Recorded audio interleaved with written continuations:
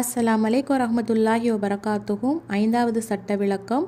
உம்ராவுடைய சட்டமும் அதன் ஆதாரமும். வாழ்நாளில் ஒரு முறை உம்ரா செய்வது வாஜிப், கடமையாகும். அல்லாஹு தாலா கூறுகின்றான், அல்லாஹ்விற்காக ஹஜ்ஜையும் உம்ராவை முழுமையாக்குங்கள். 2வது அத்தியாயம் 196வது வசனம். ஐஷா ரலியல்லாஹு அன்ஹா அவர்கள் கூறினார்கள், அல்லாஹ்வின் தூதரே, பெண்கள் மீது ஜிஹாது கடமையா என்று நான் கேட்டேன். அதற்கு நபி ஸல்லல்லாஹு அலைஹி வஸல்லம் அவர்கள் கூறினார்கள், ஆம், சண்டையில்லாத ஜிஹாத் அவர்கள் மீது கடமைதான். அதுதான் ஹஜ், இன்னும் உம்ரா. அபு ராசின் அல் உஹைலி ரலி அவர்கள் நபி ஸல்லல்லாஹு அலைஹி வஸல்லம் அவரிடம் வந்தார். மேலும் கூறினார், அல்லாஹ்வின் தூதரே, நிச்சயமாக எனது தந்தை வயது முதிர்ந்த வயோதிகர் ஆவார். அவரால் ஹஜ் செய்யவும் உம்ரா செய்யவும் பயணிக்க இயலாது என்று கூறினார். அதற்கு நபி ஸல்லல்லாஹு அலைஹி வஸல்லம் அவர்கள், உனது தந்தையின் சார்பாக நீ ஹஜ்ஜையும் உம்ராவையும் செய் என்று கூறினார்கள். திர்மிதியின்ல 852வது ஹதீஸ்.